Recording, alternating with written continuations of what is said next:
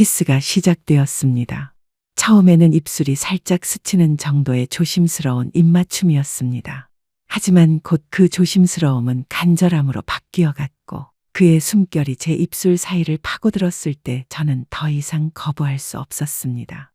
아니, 거부하고 싶지 않았습니다. 숨이 가빠졌고 심장이 가슴 밖으로 튀어나올 것처럼 격렬하게 뛰었으며 온몸에 피가 거꾸로 흐르는 것만 같았습니다. 블라우스 단추를 풀기 시작했습니다. 천천히 그리고 조심스럽게 풀려가는 단추 하나하나가 마치 제 인생의 굴레가 하나씩 벗겨지는 것만 같았습니다. 정말 예쁘세요. 그가 제 귓가에 속삭였습니다. 예쁘다는 말을 얼마 만에 들어보는 말인지조차 기억나지 않을 만큼 오랜만에 듣는 그 단어가 제 가슴 깊은 곳을 후벼 팠습니다. 남편은 결혼 20년 동안 단 한 번도 그런 말을 해준 적이 없었고 혼 후에는 더더욱 누구에게도 들을 수 없었던 말이었습니다. 하지만 지금 이 남자는 진심으로 떨리는 목소리로 제게 그렇게 말하고 있었습니다. 저는 떨리는 손으로 그의 셔츠 단추를 풀기 시작했습니다. 서툴렀습니다. 오랜 세월 그런 일을 하지 않아서인지 손가락이 제대로 움직여주지 않았고 단추구멍을 찾는 것조차 버거웠습니다. 그가 작게 웃으며 제 손을 잡아 도와주었고 마침내 셔츠가 떨어졌습니다. 그리고 저는 보았습니다. 동네에서 병광쇠라고 불리던 소문이 단순한 소문이 아니라 엄연한 사실이라는 것을. 3명의 아내가 차례로 그를 떠나며 감당할 수 없다고 말했던 그 이유가 무엇인지를, 그리고 왜 동네 아낙네들 사이에서 그에 대한 수군거림이 끊이지 않았는지를 단번에 이해할 수 있었습니다.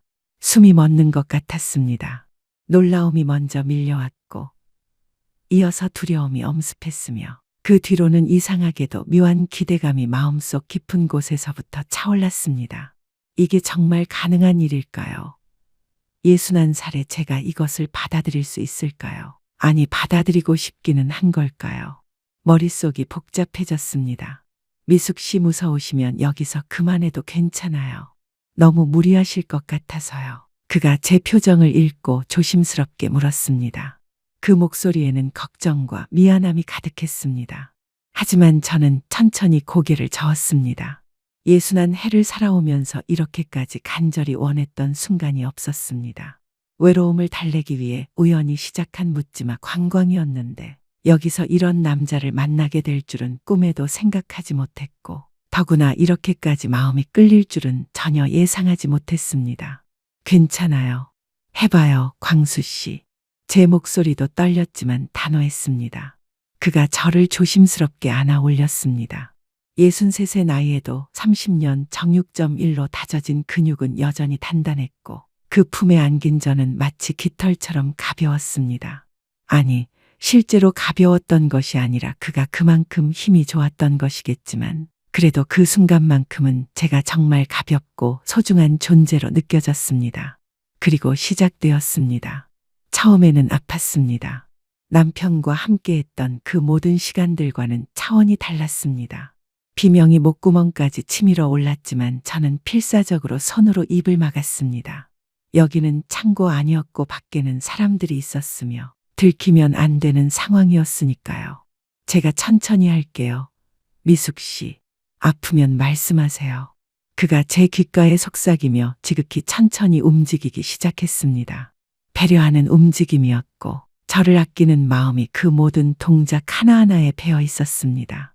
시간이 지나면서 점점 익숙해졌고 아픔이 가시면서 그 자리를 전혀 다른 종류의 감각이 채워나가기 시작했습니다. 제 입 밖으로 작은 소리가 새어나왔습니다. 참으려고 했지만 참을 수가 없었습니다. 미숙 씨, 너무 좋아요. 진짜 너무 좋아요. 이렇게 좋은 줄 몰랐어요. 그가 거친 숨을 몰아쉬며 말했습니다. 저도 좋았습니다.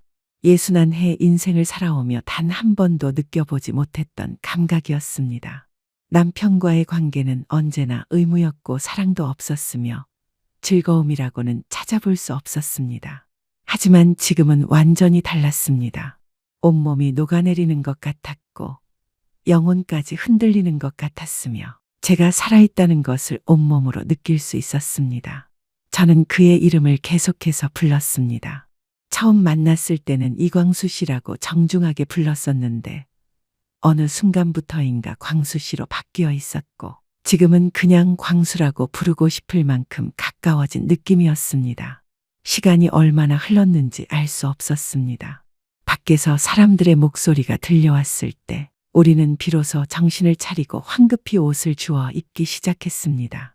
점심을 다 먹고 돌아오는 사람들의 발소리가 점점 가까워지고 있었고 서두르다 보니 단추를 잘못 끼우기도 했으며 블라우스가 뒤틀려 입혀지기도 했습니다. 그가 웃으며 제 옷매를 바로잡아 주었고 저도 그의 셔츠 깃을 정돈해 주었습니다. 미숙 씨 머리 괜찮아요?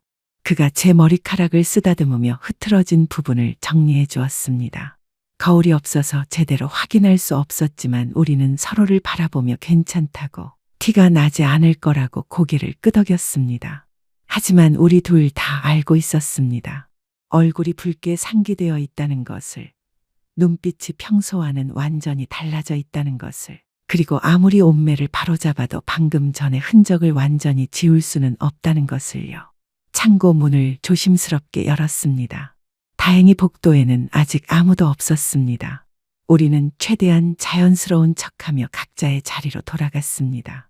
광수 씨는 뒷좌석으로, 저는 중간쯤 자리로 돌아가 앉았습니다. 하지만 가슴은 여전히 미친 듯이 뛰고 있었고 온몸에서는 아직도 그의 체온이 느껴졌으며 코끝에는 그의 냄새가 맴돌고 있었습니다. 방금 무슨 일이 벌어진 것일까요? 묻지마 관광에서 우연히 만난 남자와 사람들이 없는 창소에서요. 믿을 수 없었지만 분명한 현실이었습니다. 이 이야기가 어떻게 시작되었는지 궁금하지 않으신가요?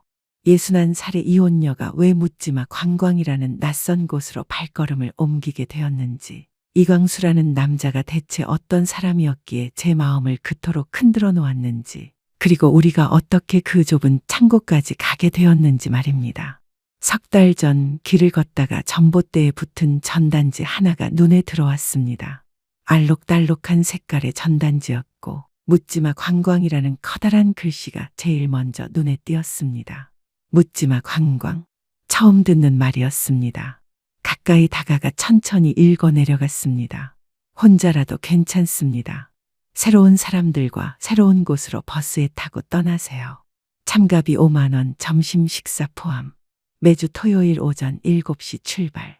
심장이 두근거리기 시작했습니다. 이상했습니다. 그저 전봇대에 붙은 하나의 전단지일 뿐인데 왜 이렇게 마음이 끌리는지 알 수 없었지만 분명 무언가가 제 마음속 깊은 곳을 건드리고 있었습니다. 어쩌면 이것이 제 답답한 삶을 조금이라도 바꿀 수 있는 기회가 될지도 모른다는 희미한 기대 같은 것이었습니다. 전단지에 적힌 전화번호를 핸드폰 카메라로 찍어두었습니다. 집으로 돌아왔습니다. 소파에 앉아 핸드폰을 들여다보며 사진첩을 열어 방금 찍은 전단지 사진을 다시 한번 자세히 살펴보았습니다. 전화를 걸까 말까 한참을 고민했습니다. 혼자 여행을 가본 적이 없었습니다. 항상 남편이나 딸들과 함께였고 결혼 전에는 부모님과 함께였으며 단 한 번도 낯선 사람들과 어울려 본 경험이 없었습니다. 혼자서 버스를 타고 어디론가 떠난다는 것이 두렵기도 했고 나이 든 여자 혼자 그런 곳에 가는 게 어색하지 않을까 하는 걱정도 들었습니다.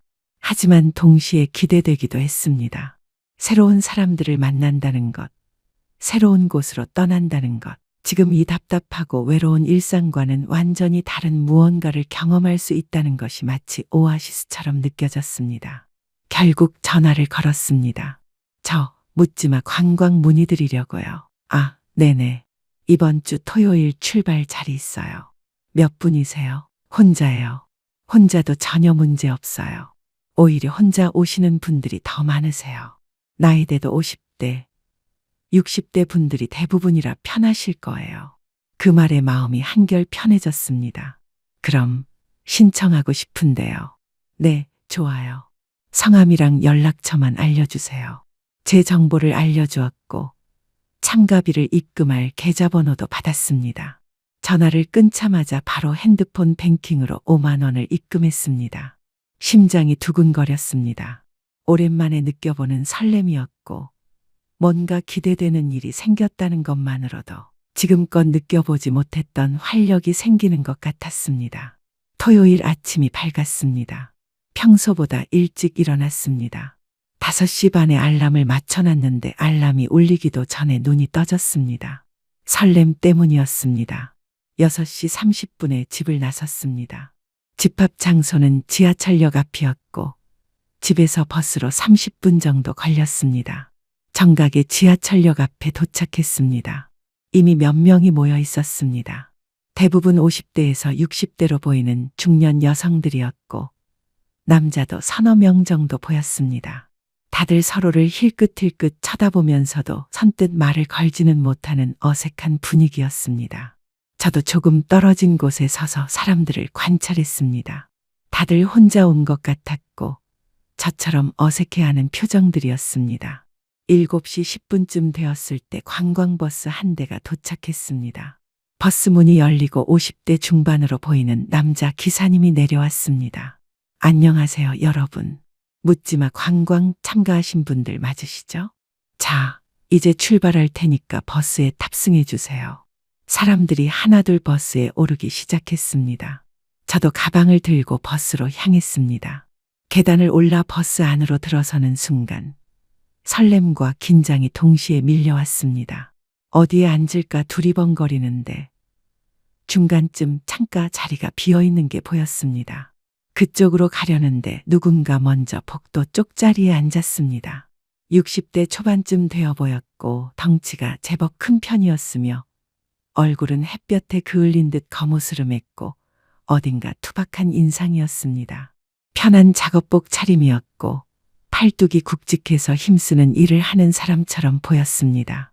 여기 앉아도 될까요? 제가 조심스럽게 물었습니다. 남자가 고개를 끄덕이며 가방을 좀 더 안쪽으로 밀어넣었습니다. 네, 앉으세요. 목소리는 생각보다 부드러웠습니다. 저는 창가 자리에 앉았습니다. 가방을 무릎 위에 올려놓고 창밖을 내다보았습니다. 사람들이 계속 버스에 올라타고 있었고 점점 자리가 차오르고 있었습니다. 20명 정도 되는 것 같았습니다. 버스가 출발했습니다. 기사님이 마이크를 잡고 인사를 했습니다. 안녕하세요, 여러분. 오늘 묻지마 관광에 참여해 주셔서 정말 감사합니다.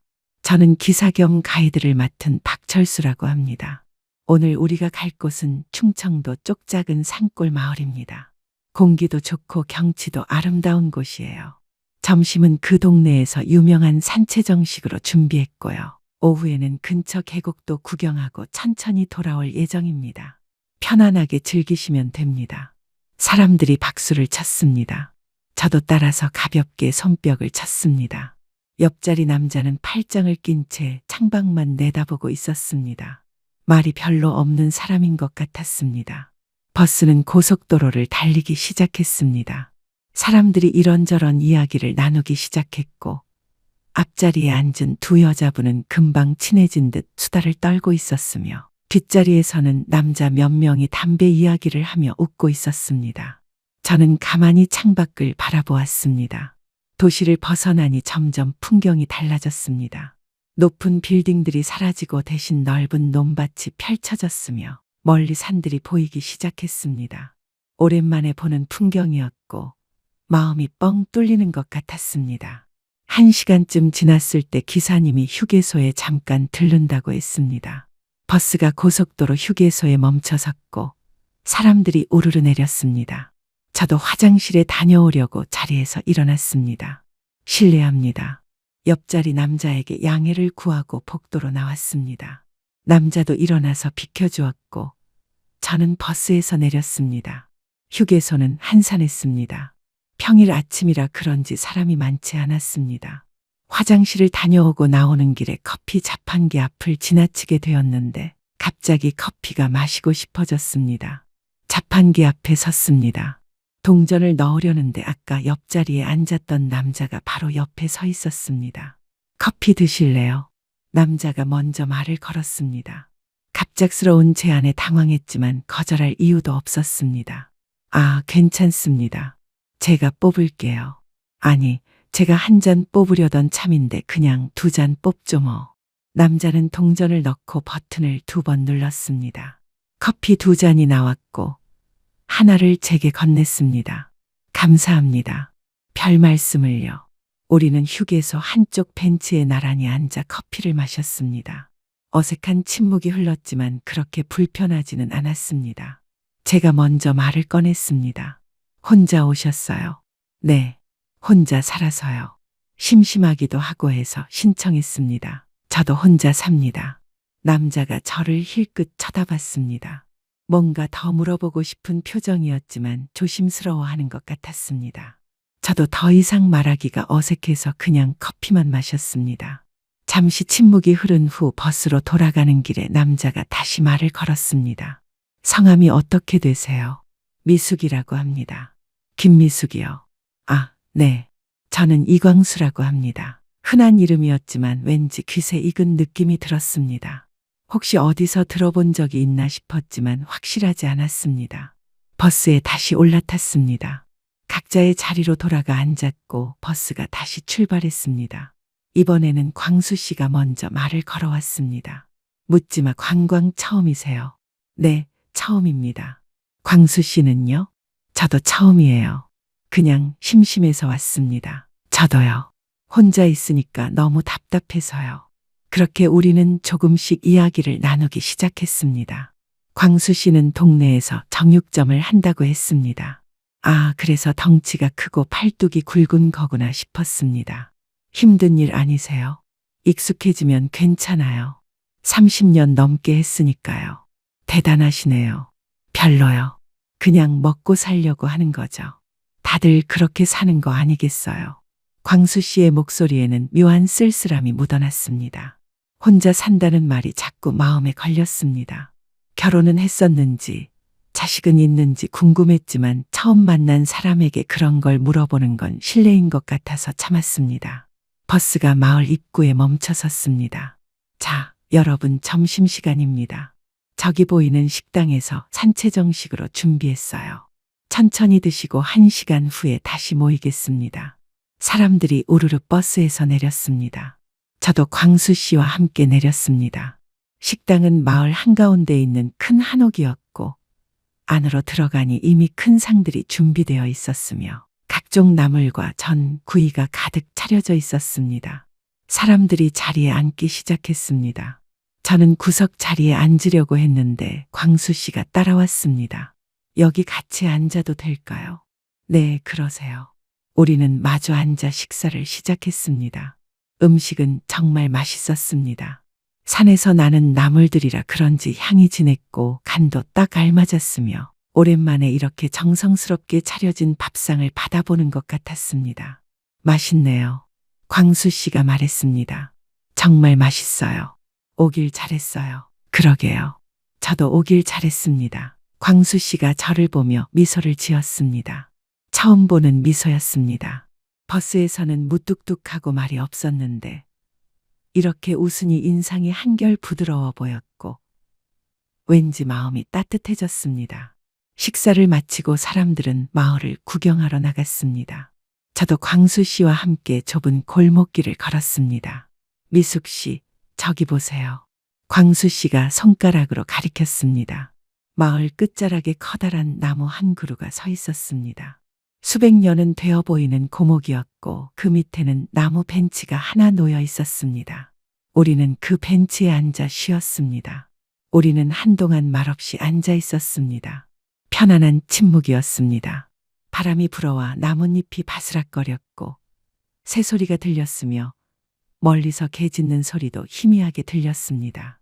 미숙 씨, 광수 씨가 조심스럽게 불렀습니다. 혹시 괜찮으시면 저녁에 같이 식사하실래요? 버스 타고 돌아가면서요. 갑작스러운 제안에 당황했지만 싫지 않았습니다. 오히려 좋았습니다. 오랜만에 누군가와 함께 있는 시간이 즐거웠고 외롭지 않았습니다. 네, 좋아요. 광수 씨의 얼굴이 환해졌습니다. 그 모습을 보니 제 마음도 따뜻해졌습니다. 집합 시간이 되어 버스로 돌아왔습니다. 기사님이 이번에는 근처 계곡으로 가자고 했습니다. 버스는 다시 산길을 달렸고 10분쯤 가니 맑은 물이 흐르는 계곡이 나타났습니다. 사람들이 버스에서 내려 계곡가로 향했습니다. 저도 광수 씨와 함께 계곡으로 걸어갔습니다. 물에 손을 담가보니 얼음처럼 차가웠지만 기분이 상쾌했습니다. 사람들은 여기저기 흩어져서 사진을 찍거나 물놀이를 즐겼습니다. 미숙 씨, 사진 찍어드릴까요? 아, 괜찮아요. 아니에요. 기념으로 남겨야죠. 광수 씨가 제 핸드폰을 받아들고 카메라를 켰습니다. 저는 어색하게 계곡을 배경으로 섰습니다. 오랜만에 찍는 사진이었습니다. 하나, 둘, 셋, 찰칵. 사진이 찍혔습니다. 광수 씨가 핸드폰을 돌려주며 말했습니다. 잘 나왔어요. 정말 예쁘게 나왔어요. 사진을 보니 제 얼굴이 보였습니다. 오랜만에 보는 제 웃는 얼굴이었고 언제 이렇게 웃었나 싶을 정도로 밝은 표정이었습니다. 광수 씨도 사진 찍으세요. 저요, 괜찮아요. 아니에요. 저도 찍어드릴게요. 제가 광수 씨 핸드폰을 받아들었습니다. 광수 씨가 계곡을 배경으로 섰는데 카메라를 보는 표정이 무척 어색했습니다. 사진을 찍어주고 핸드폰을 돌려줬습니다. 광수 씨가 사진을 보며 쑥스러운 듯 웃었습니다. 1시간쯤 계곡에서 시간을 보낸 후 다시 버스에 올랐습니다. 이제 돌아갈 시간이었습니다. 사람들은 피곤한지 버스 안이 조용해졌고 몇몇은 잠이 든 것 같았습니다. 저도 피곤했습니다. 아침 일찍 나와서 하루 종일 돌아다녔으니까요. 눈이 스르르 감기려는데 그때 옆자리 광수 씨가 조용히 말을 걸었습니다. 미숙 씨, 저기 제가 할 말이 있는데요. 광수 씨의 목소리가 평소와 달랐습니다. 뭔가 조심스럽고 떨리고 간절한 것이 섞여 있었습니다. 저는 눈을 뜨고 광수 씨를 바라봤습니다. 무슨 말씀이세요? 광수 씨는 잠시 망설이더니 작은 목소리로 주변 사람들이 듣지 못하도록 낮은 목소리로 말했습니다. 사실 저 미숙 씨가 너무 좋아요. 오늘 하루 종일 같이 있으면서 계속 생각했는데 이렇게 편한 사람은 처음이에요. 심장이 철렁 내려앉는 것 같았습니다. 동시에 두근거리기 시작했습니다. 61살의 나이에 이런 말을 듣게 될 줄은 꿈에도 몰랐습니다. 저도 광수 씨랑 있으니까 좋았어요. 오랜만에 외롭지 않았어요. 제 고백이었습니다. 솔직한 마음이었습니다. 광수 씨의 눈이 반짝였습니다. 그럼 다음에 또 만날 수 있을까요? 묻지마 관광 말고도 그냥 우리 둘이서요. 네, 좋아요. 대답이 입 밖으로 나왔습니다. 광수 씨가 환하게 웃었습니다. 그리고 조심스럽게 제 손을 잡았습니다. 따뜻한 손이었습니다. 거칠었지만 따뜻했습니다. 저도 그 손을 꼭 잡았습니다. 버스는 어둠 속을 달렸고 창밖으로 가로등 불빛이 스쳐 지나갔으며 저는 광수 씨와 손을 잡은 채 조용히 앉아 있었습니다. 이것이 시작이었습니다. 제 인생이 완전히 달라지게 되는 그 시작의 순간이었습니다. 그날 밤 집으로 돌아와 침대에 누웠을 때 저는 천장을 물끄러미 바라보며 오늘 하루 있었던 모든 일들을 곱씹어 보았습니다. 광수 씨와 손을 잡았던 그 순간의 따뜻함이 아직도 손바닥에 남아있는 것 같았고 그가 제게 건넸던 말들이 귓가에 맴돌았습니다. 무엇보다 오랜만에 느껴본 설렘이라는 감정이 작은 불씨처럼 타오르고 있었습니다. 핸드폰이 울렸습니다. 문자 메시지였습니다. 누구일까 싶어서 화면을 켰는데 광수 씨였습니다. 오늘 정말 즐거웠습니다. 집에 잘 들어가셨죠? 오늘 미숙 씨를 만난 게 제 인생에서 가장 행운이었던 것 같습니다. 문자를 읽는 동안 미소가 지어졌습니다. 61살의 나이에 이런 문자를 받게 될 줄은 정말 몰랐습니다. 어떻게 답장해야 할지 한참을 고민했습니다. 너무 짧으면 무뚝뚝해 보일 것 같았고 너무 길면 오히려 부담스러워 보일 것 같아서 여러 번 지우고 다시 쓰기를 반복했습니다. 저도 정말 즐거웠어요. 광수 씨 덕분에 오랜만에 외롭지 않은 하루를 보냈습니다. 잘 들어왔어요. 광수 씨도 푹 쉬세요. 답장을 보내고 나니 또다시 핸드폰만 들여다보게 되었습니다. 혹시 또 문자가 올까 싶어서 기다렸지만 더 이상 문자는 오지 않았고 당연한 일이었습니다. 밤늦은 시간이었으니까요. 하지만 잠이 오지 않았습니다. 광수 씨 생각이 자꾸만 머릿속을 맴돌았고 모든 것이 영화의 한 장면처럼 선명하게 떠올랐습니다. 다음 날 아침 눈을 떴을 때 제일 먼저 한 일은 핸드폰을 확인하는 것이었습니다. 문자가 와 있었습니다. 광수 씨였습니다. 좋은 아침입니다. 미숙 씨, 오늘 날씨가 참 좋네요. 미숙 씨는 오늘 뭐 하세요? 마음이 설레었습니다. 오랜만에 느껴보는 감정이었고, 아침부터 이렇게 누군가가 안부를 묻는다는 것이 얼마나 따뜻한 일인지 새삼스럽게 깨달았습니다. 저는 오늘 과외 수업이 있어요. 광수 씨는요? 저도 가게 나가야 해요. 혹시 점심시간에 연락드려도 될까요? 네, 좋아요. 그렇게 우리는 문자를 주고받기 시작했습니다. 처음에는 하루에 서너 번 정도였는데, 시간이 지나면서 점점 그 횟수가 늘어났고, 일상을 나누는 것이 자연스러운 일상이 되어갔습니다. 일주일쯤 지났을 때 광수 씨한테서 전화가 걸려왔습니다. 미숙 씨, 혹시 이번 주말에 시간 있으세요? 주말이요? 토요일은 괜찮은데요. 그럼 토요일에 같이 저녁 식사할까요? 제가 알고 있는 맛있는 집이 있거든요. 네, 좋아요. 그렇게 우리는 첫 번째 약속을 잡았습니다.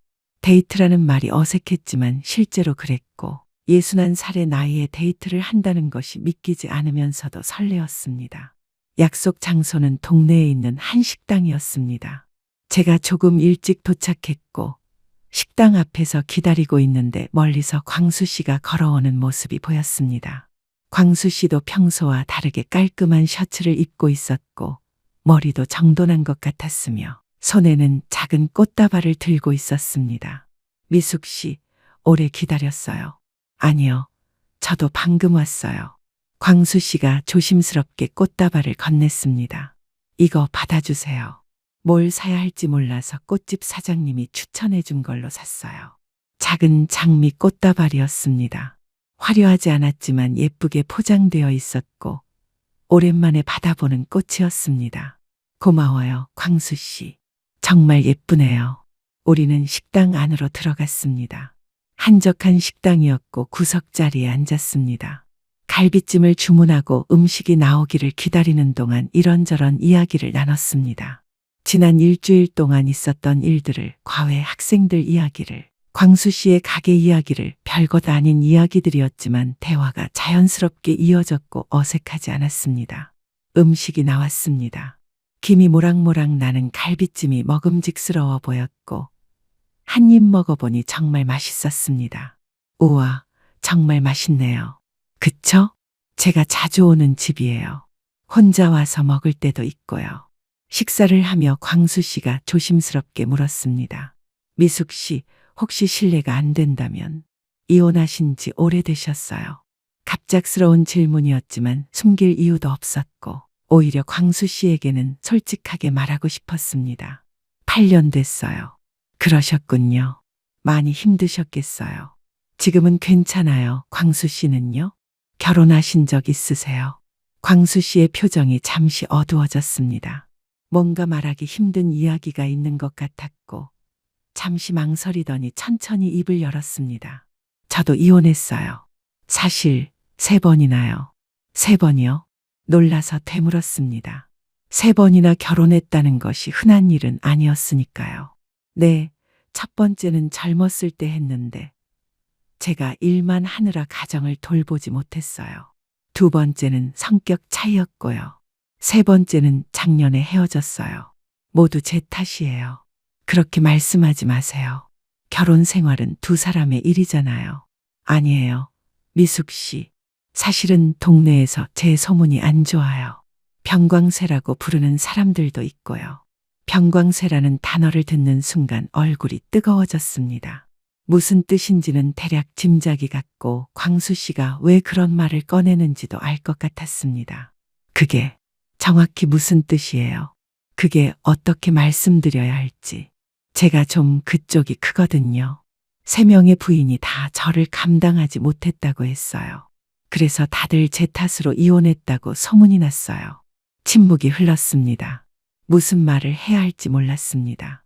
당황스러웠지만 동시에 궁금하기도 했고 이상하게도 두렵기보다는 묘한 기대감 같은 것이 생겼습니다.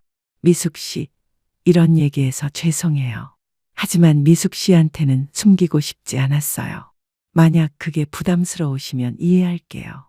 광수 씨의 목소리에는 불안함과 미안함이 가득했습니다. 저는 광수 씨를 바라봤습니다. 진지한 눈빛이었고 제게 상처를 주고 싶지 않아 하는 마음이 느껴졌습니다. 광수 씨, 저는 괜찮아요. 과거는 과거잖아요. 중요한 건 지금이에요. 정말요?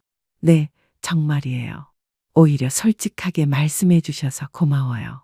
광수 씨가 안도하는 표정을 지었고 그리고 조심스럽게 저를 안았습니다.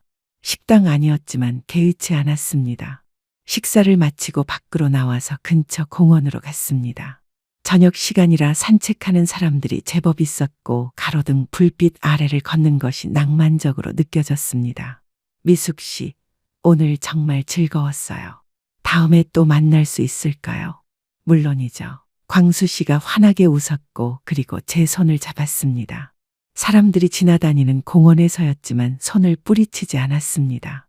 오히려 꼭 잡았습니다. 우리는 벤치에 앉아 한동안 이야기를 나눴습니다. 별것 아닌 이야기들이었지만 그 시간이 소중했고 외롭지 않았으며 행복했습니다. 광수 씨가 집 앞까지 바래다 줬습니다. 오늘 정말 고마워요, 광수 씨. 저야말로 즐거웠어요. 미숙 씨. 헤어지려는데 광수 씨가 조심스럽게 제 손을 잡았습니다. 따뜻한 손이었습니다. 심장이 빠르게 뛰기 시작했습니다. 미숙 씨, 다음 주에도 만날까요? 네, 좋아요. 광수 씨가 제 손을 살짝 쥐었다가 놓았고 그리고 돌아서서 걸어갔습니다. 저는 현관문을 열고 들어갔지만 한동안 심장이 진정되지 않았습니다. 그 후로 우리는 자주 만났습니다. 일주일에 한 번, 때로는 두 번씩 만났고 식사도 하고 영화도 보고 산책도 했으며 점점 더 가까워지는 것이 느껴졌습니다. 한 달쯤 지났을 때 광수 씨가 또 묻지마 관광에 가자고 제안했습니다. 미숙 씨, 이번 주말에 묻지마 관광 또 있대요. 같이 갈까요? 좋아요. 처음 만난 곳이잖아요.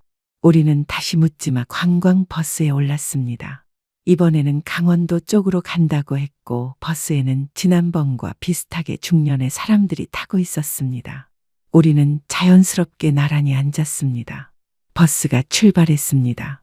이번에는 지난번보다 훨씬 더 편안했고 광수 씨와 이런저런 이야기를 나누며 웃었으며 다른 사람들도 우리를 보며 잘 어울린다고 말했습니다. 점심시간이 되어 어느 시골 식당에 도착했습니다. 이번에도 한정식이었고 사람들이 우르르 식당으로 들어갔습니다. 식사를 하는데 갑자기 광수 씨가 작은 목소리로 주변 사람들이 듣지 못하도록 낮은 목소리로 말했습니다. 미숙 씨, 저기 창고 보여요. 식사 끝나고 잠깐 저기 가볼까요? 창고요? 왜요?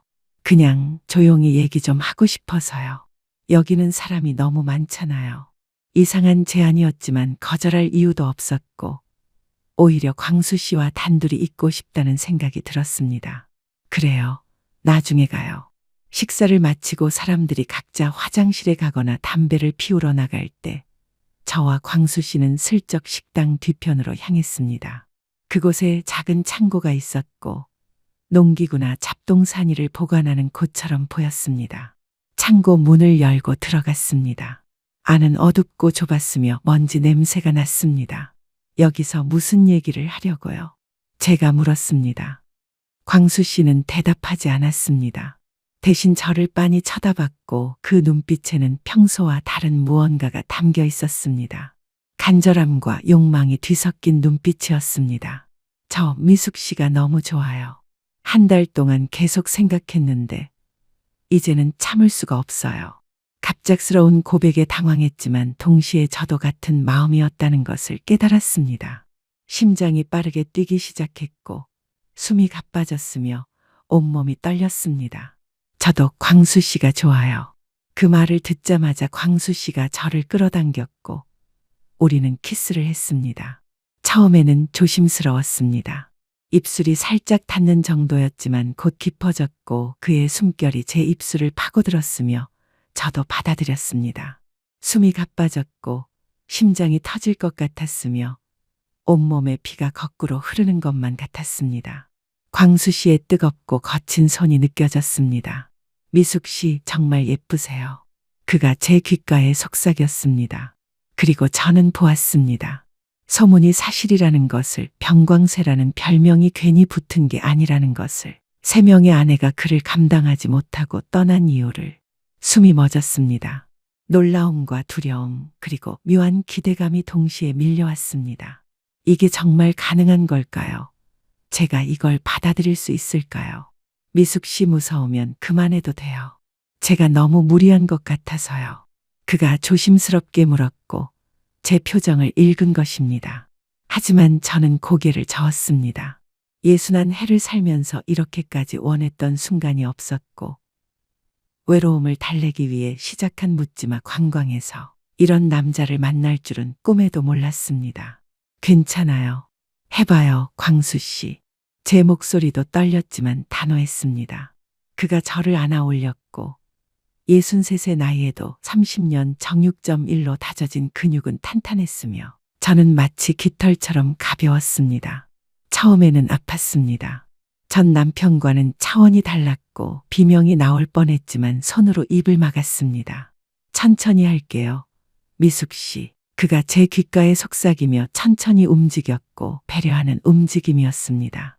점점 익숙해졌고 아픔이 가시면서 다른 감각이 밀려왔습니다. 입 밖으로 소리가 새어나왔습니다. 참으려 했지만 참을 수 없었습니다. 미숙 씨 너무 좋아요. 진짜 너무 좋아요. 그가 거친 숨을 몰아쉬며 말했습니다. 저도 좋았습니다. 61해 인생에서 처음 느껴보는 감각이었고 남편과의 관계는 의무였지만 지금은 완전히 달랐습니다. 온몸이 녹아내리는 것 같았습니다. 그의 이름을 불렀습니다. 시간이 얼마나 지났을까요? 밖에서 사람들 소리가 들렸고 우리는 황급히 옷을 입었습니다. 창고 문을 조심스럽게 열었고 다행히 아무도 없었습니다. 우리는 자연스러운 척 버스로 돌아갔습니다. 그날 이후로 제 일상은 완전히 달라졌습니다. 아침에 눈을 뜨면 광수 씨 생각이 제일 먼저 떠올랐고 저녁이 되면 광수 씨와 통화를 하거나 만나서 시간을 보내는 것이 자연스러운 일상이 되어갔습니다. 마치 20살 처녀가 첫사랑에 빠진 것처럼 심장이 두근거렸으며 세상이 전에 없이 아름답게 보였습니다. 하지만 동시에 불안하기도 했습니다. 이게 정말 사랑인지 아니면 외로움을 달래기 위한 일시적인 감정인지 확신이 서지 않았으며 광수 씨의 과거와 3번의 결혼 그리고 동네에서 병광세라고 불리는 그 소문들이 자꾸만 마음 한구석에 걸렸습니다. 일주일 후 광수 씨가 또다시 묻지마 관광에 가자고 제안했습니다. 미숙 씨, 이번 주말에도 묻지마 관광 가요. 이번에는 산 쪽으로 간대요. 또요? 우리 너무 자주 가는 거 아니에요?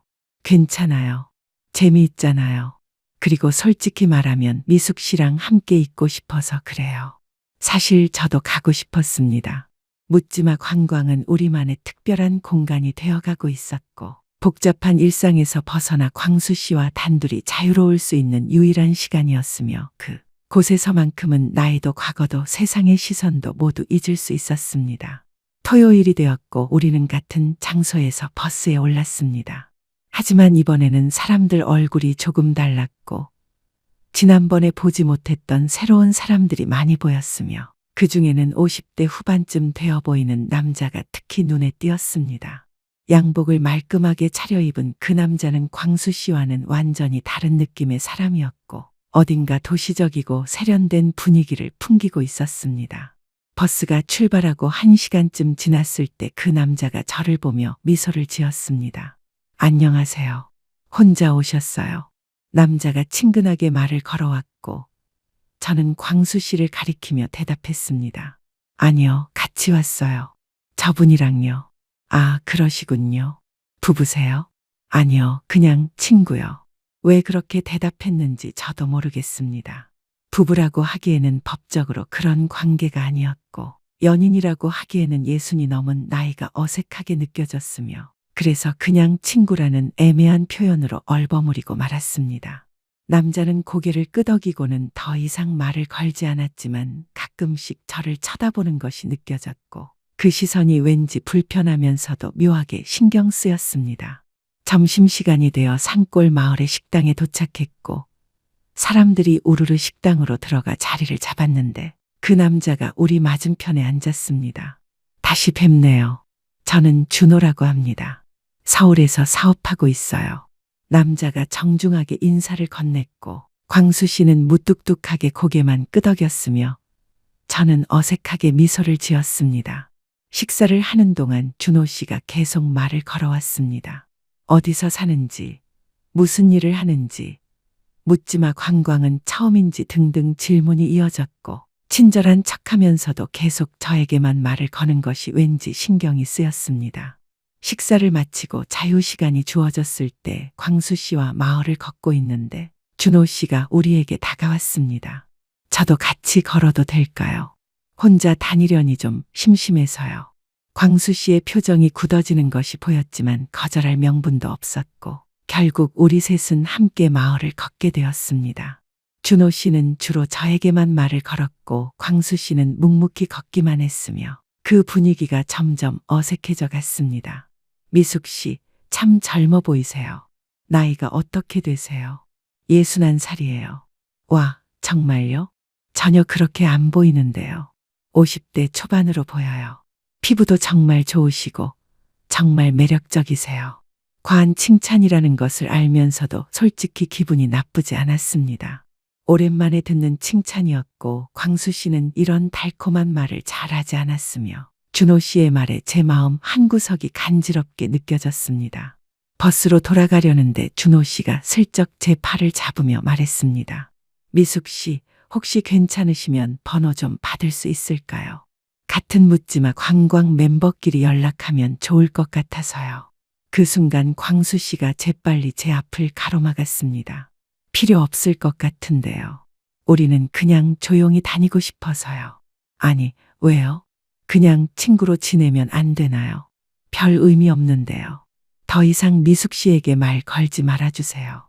광수 씨의 목소리가 차갑게 식어 있었고 준호 씨는 피식 웃으며 어깨를 으쓱하더니 뒤돌아섰습니다. 버스에 올라탄 후 광수 씨가 낮은 목소리로 말했습니다. 미숙 씨, 저 사람 조심하세요. 좋은 사람 아니에요. 왜요? 그냥 친절한 것 같은데요.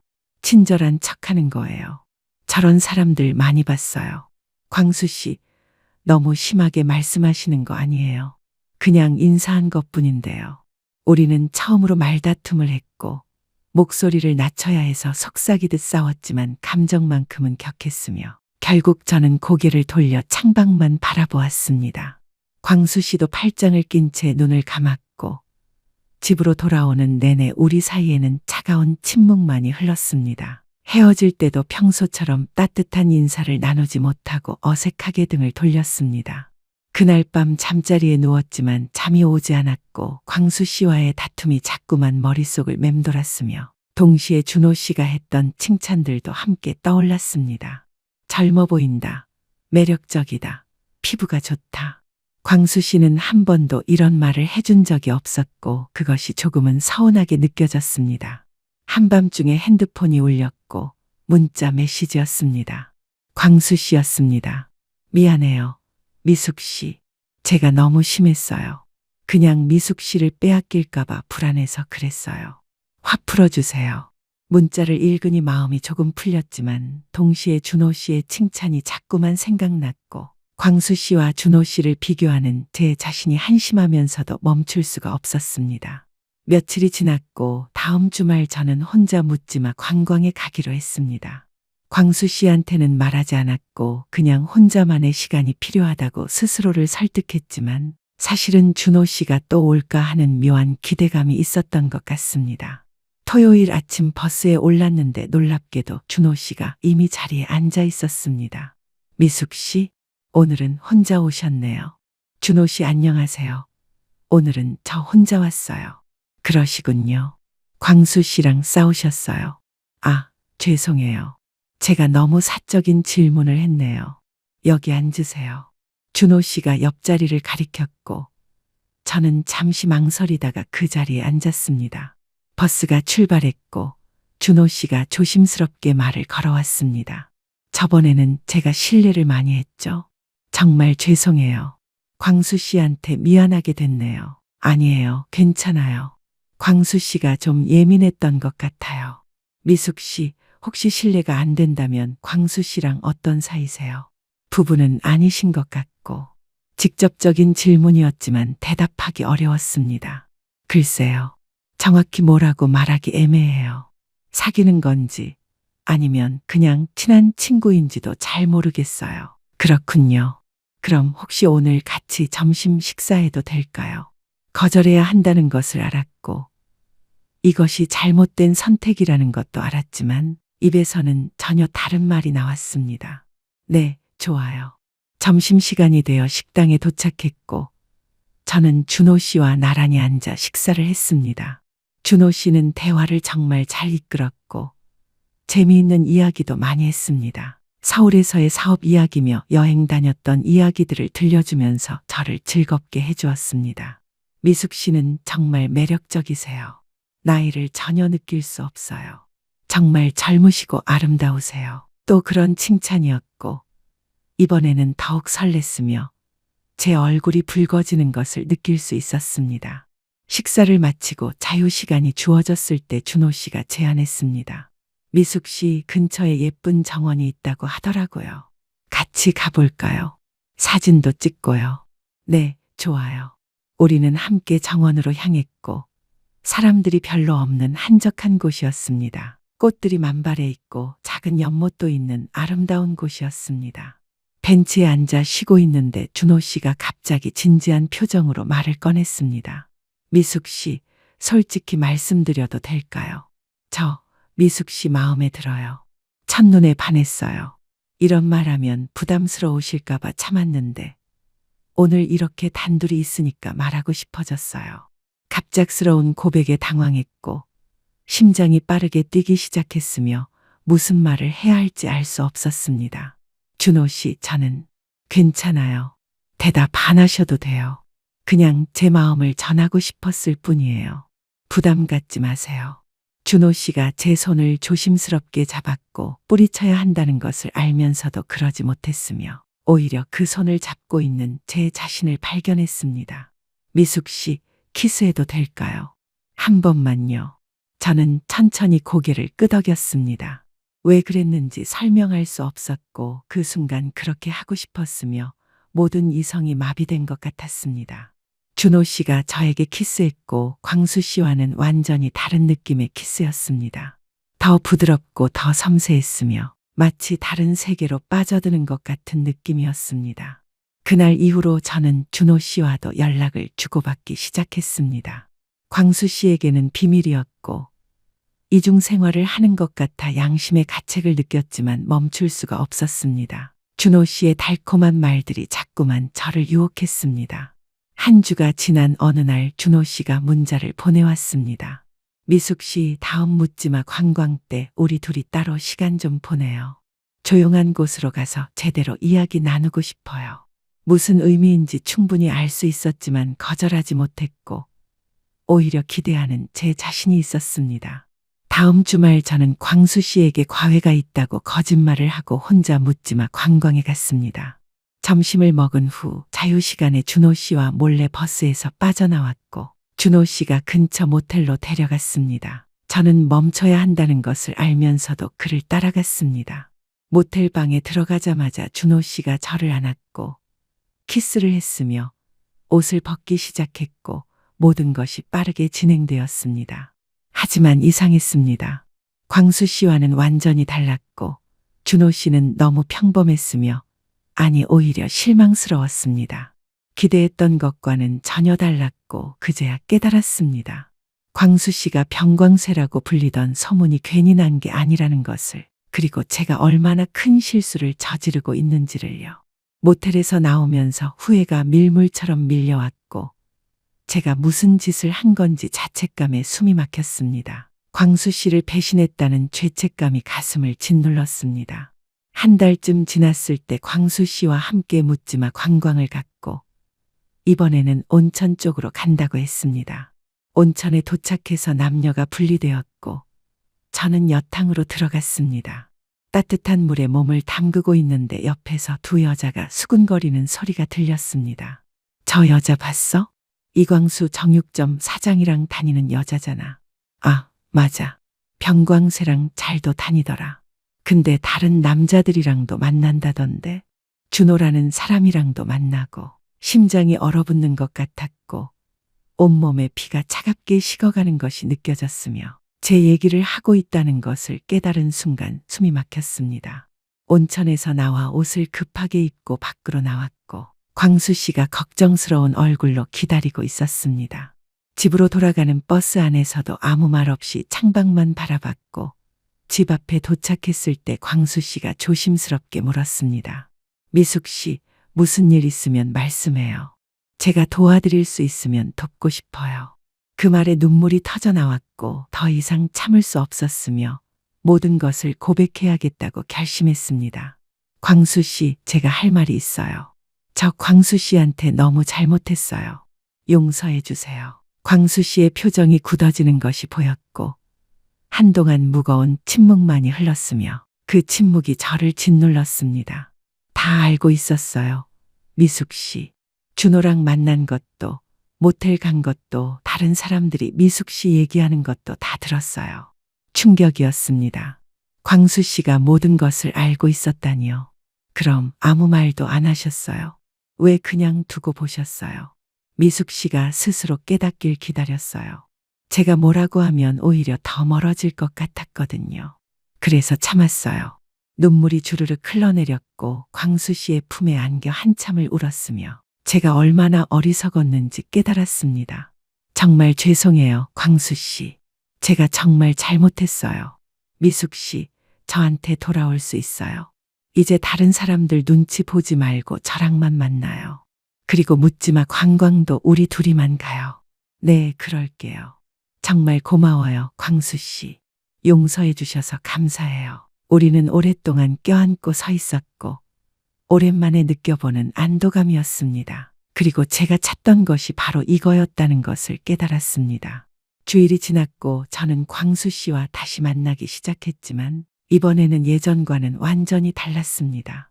더 조심스러웠고 더 진지했으며 무엇보다 광수 씨가 얼마나 소중한 사람인지를 뼈저리게 깨달았기 때문입니다. 한순간도 그를 당연하게 여기지 않으려고 노력했습니다. 묻지마, 관광도 계속 갔지만 이제는 다른 사람들과 일정한 거리를 두었습니다. 오직 광수 씨에게만 집중했으며 다른 남자들이 말을 걸어와도 정중하게 거절했습니다. 어느 토요일 또다시 묻지마 관광이 있었고 광수 씨와 함께 버스에 올라탔습니다.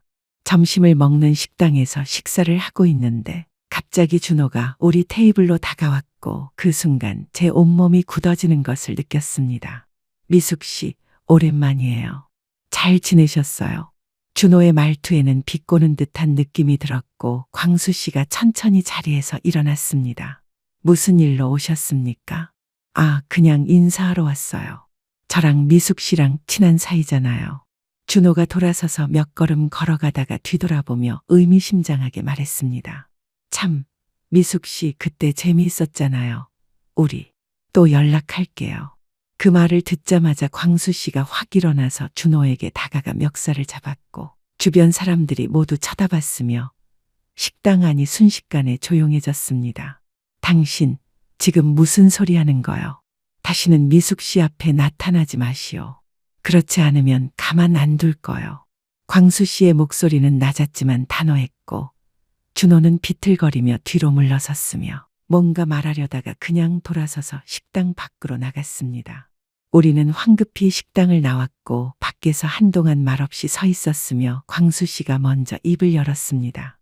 미안해요, 미숙 씨. 광수 씨가 저를 조심스럽게 안았고 사람들이 지나다니는 거리 한복판이었지만 개의치 않았으며 오히려 세상에 당당하게 우리의 관계를 보여주고 싶었습니다. 한 달쯤 지났을 때 광수 씨가 제안을 했습니다. 미숙 씨, 우리 더 이상 묻지마 관광 가지 말아요. 요즘 이상한 사람들이 너무 많아지고 있고 준호 같은 사람들도 계속 나타나고 위험한 것 같아요. 그냥 우리 둘이 조용히 여행 다니는 게 훨씬 나을 것 같아요. 광수 씨의 말이 맞았고 사실 저도 묻지마 관광이 예전 같지 않다는 것을 느끼고 있었습니다. 처음에 순수했던 분위기는 이미 사라진 지 오래였고 이제는 오히려 불편한 곳이 되어버렸습니다. 일주일 후 우리는 제주도행 비행기에 올랐고 비행기를 타는 것 자체가 오랜만이었으며 창밖으로 보이는 구름과 파란 하늘이 너무나 아름다워서 한참을 넋을 놓고 바라보았습니다. 저녁에는 해변가 펜션에서 묵었고 방에는 커다란 창문이 있어서 바다가 한눈에 들어왔으며 파도 소리가 잔잔한 자장가처럼 들렸습니다. 우리는 창문 앞에 나란히 앉아 붉게 물드는 석양을 바라보았고 한동안 아무 말 없이 그 아름다운 광경에 빠져들었으며 서로의 손을 꼭 잡고 있는 것만으로도 충분히 행복했습니다. 미숙 씨, 광수 씨가 조심스럽게 제 이름을 불렀습니다. 네, 광수 씨? 저랑 결혼해 줄래요? 법적으로는 어렵겠지만 마음으로라도 부부가 되고 싶어요. 평생 미숙 씨랑 함께 살고 싶고 아침에 눈 떴을 때 미숙 씨가 제 옆에 있었으면 좋겠고 저녁에 집에 돌아왔을 때 미숙 씨가 반갑게 맞아주면 좋겠어요. 제 인생의 마지막까지 미숙 씨와 함께하고 싶어요. 갑작스러운 청혼의 순간 숨이 멎는 것 같았고 눈물이 핑 돌았으며 61살의 나이에 이렇게 진심 어린 프러포즈를 받게 될 줄은 꿈에도 생각하지 못했습니다. 네, 좋아요. 저도 광수 씨랑 평생 함께하고 싶어요. 광수 씨가 제 인생의 마지막 사랑이고 제 인생에서 가장 소중한 사람이에요. 광수 씨가 주머니에서 작은 상자를 꺼냈고 상자를 열어보니 소박하지만 예쁜 은반지 2개가 들어 있었습니다. 광수 씨가 떨리는 손으로 제 손가락에 반지를 끼워주었습니다. 그날 밤 우리는 진짜 부부가 되었고 광수 씨는 여전히 놀라울 정도였지만 이제는 완전히 익숙해졌습니다. 그의 모든 것을 받아들이고 포용할 수 있게 되었으며 오히려 그것이 광수 씨만의 특별함이라고 생각하게 되었습니다. 제주도에서 돌아온 후 우리는 함께 살기로 결정했고 제 작은 월세방을 정리하고 광수 씨의 집으로 이사했습니다. 정육점 위에 있는 2층 집이었고 혼자 살기에는 너무 큰 집이었지만 둘이 살기에는 딱 좋았습니다. 새로운 생활이 시작되었습니다. 아침에 일어나면 광수 씨를 위해 정성스럽게 아침 식사를 준비했고 광수 씨는 아래층 정육점으로 내려가 일을 했습니다. 저는 집에서 과외 학생들을 가르쳤고 저녁이 되면 함께 저녁을 먹고 산책을 하거나 TV를 보며 시간을 보냈습니다. 평범한 일상이었지만 그 평범함이 너무나 소중했고 더 이상 외롭지 않았으며 매일 아침 눈을 떴을 때 옆에 누군가 있다는 것만으로도 세상을 다 가진 것처럼 행복했습니다. 몇 달이 지난 어느 날 명절이 되어 딸들이 찾아왔습니다. 광수 씨를 소개해야 하는 순간이 왔고 떨렸지만 피할 수 없는 일이었으며 이제는 당당하게 소개하고 싶었습니다. 얘들아, 엄마가 소개할 사람이 있어. 이분은 이광수 씨라고 하시고 엄마랑 함께 살고 있는 분이야. 큰딸이 놀란 표정으로 물었습니다. 엄마, 진지하게 생각하신 거예요? 나중에 후회하시는 거 아니에요? 응, 정말 괜찮아. 엄마 이제 외롭지 않아.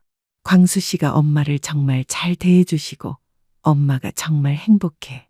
오랜만에 아침에 눈 뜨는 게 기대돼. 작은 딸도 광수 씨를 물끄러미 바라보다가 말했습니다. 광수 아저씨, 우리 엄마 잘 부탁드려요. 엄마 진짜 많이 외로워하셨거든요. 저희가 자주 못 찾아뵈어서 엄마한테 미안했어요. 네, 걱정 마세요. 제가 미숙 씨를 평생 잘 모실게요. 저도 미숙 씨 덕분에 외롭지 않고 행복해요. 딸들이 돌아간 후 광수 씨가 큰 한숨을 쉬며 말했습니다. 미숙 씨, 딸들이 인정해줘서 정말 다행이에요. 사실 엄청 떨렸어요. 혹시 반대하시면 어떡하나 걱정했어요. 저도 떨렸어요. 하지만 이제 아무 걱정 없어요. 당당하게 살 수 있어요. 1년이 지났습니다. 어느 봄날 저녁 광수 씨와 근처 공원을 산책하고 있었고 벤치에 앉아 쉬는데 광수 씨가 조심스럽게 입을 열었습니다. 미숙 씨, 제가 병광쇠라고 불렸던 거 알고 계시죠? 네, 알아요. 그게 뭐 어때서요? 그게 사실은 저도 평생 고민이었어요. 3명의 부인이 다 저를 떠났고 동네 사람들은 제 탓이라고 수군거렸으며 저도 제가 뭔가 잘못된 사람이고 정상적인 결혼 생활을 할 수 없는 사람이라고 생각했어요. 광수 씨, 그렇게 생각하지 마세요. 그건 광수 씨 잘못이 절대 아니에요. 미숙 씨는 정말 괜찮으세요? 제가 너무 부담스럽진 않으세요? 솔직하게 말씀해 주세요. 처음엔 놀랐어요. 솔직히 말하면요. 남편과는 완전히 달랐고, 3명의 부인이 왜 떠났는지 충분히 이해할 수 있었어요. 하지만 이제는 전혀 그렇지 않아요. 아니, 오히려 좋아요. 그게 광수 씨의 일부니까요. 그리고 중요한 건 그게 아니잖아요. 중요한 건 광수 씨가 저를 얼마나 아끼고 사랑하고 배려하는지, 그게 훨씬 더 중요하고 소중해요. 광수 씨의 눈에 눈물이 고였고, 저를 꽉 안았으며, 오랫동안 말없이 서로를 껴안고 있었고, 지나가는 사람들이 우리를 쳐다봤지만 전혀 개의치 않았습니다. 평범한 일상이 다시 시작되었지만, 이제는 그 일상 자체가 특별하고 소중했으며, 함께 동네 시장에 장을 보러 가고, 함께 저녁을 정성스럽게 준비하고, 함께 TV를 보며 웃고, 함께 잠드는 그 모든 순간들이 행복 그 자체였습니다.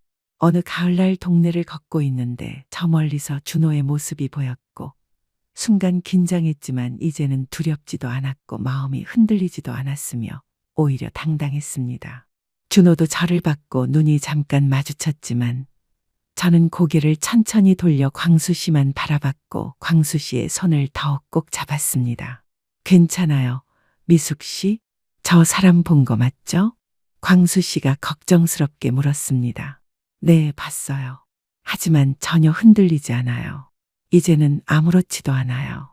그때 일이 부끄럽기는 하지만 그 일이 있었기에 광수 씨의 소중함을 더 깊이 깨달을 수 있었어요. 이제는 광수 씨만 있으면 충분해요. 집으로 돌아오는 길 내내 광수 씨가 제 손을 놓지 않고 계속 꼭 잡고 있었고 그 따뜻함이 좋았으며 이 손을 평생 놓지 않고 싶다는 생각이 들었고 실제로 평생 놓지 않을 것이라는 확신이 들었습니다.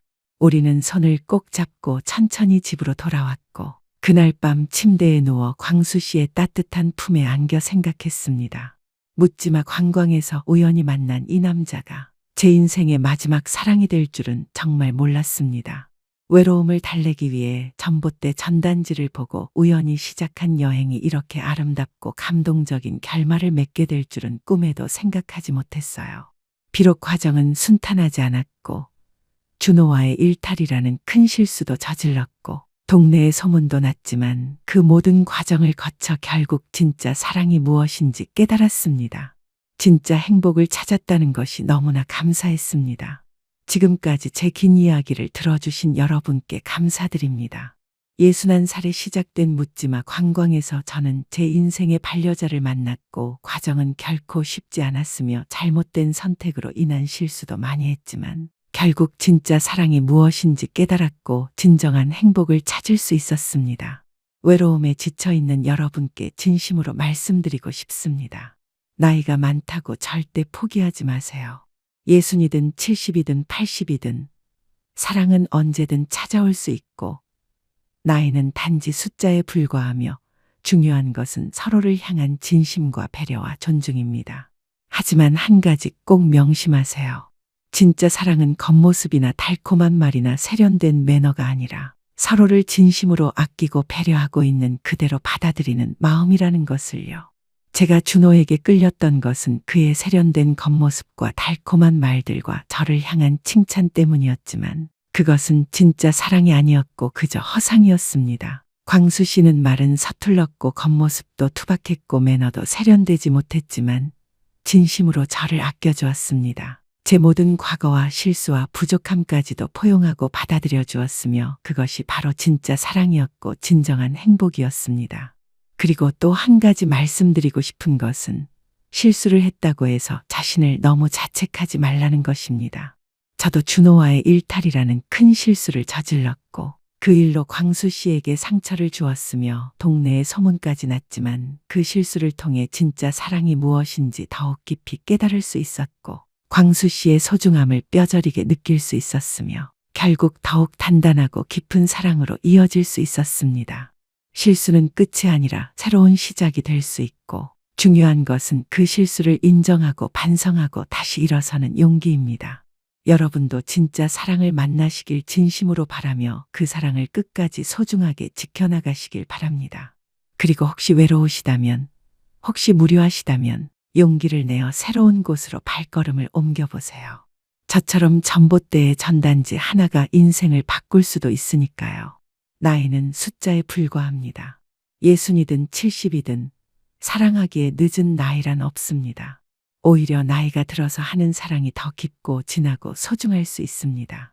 왜냐하면 인생의 쓴맛 단맛을 다 겪어본 후에 만나는 사랑이기에 서로를 더욱 이해하고 배려하고 아낄 수 있기 때문입니다.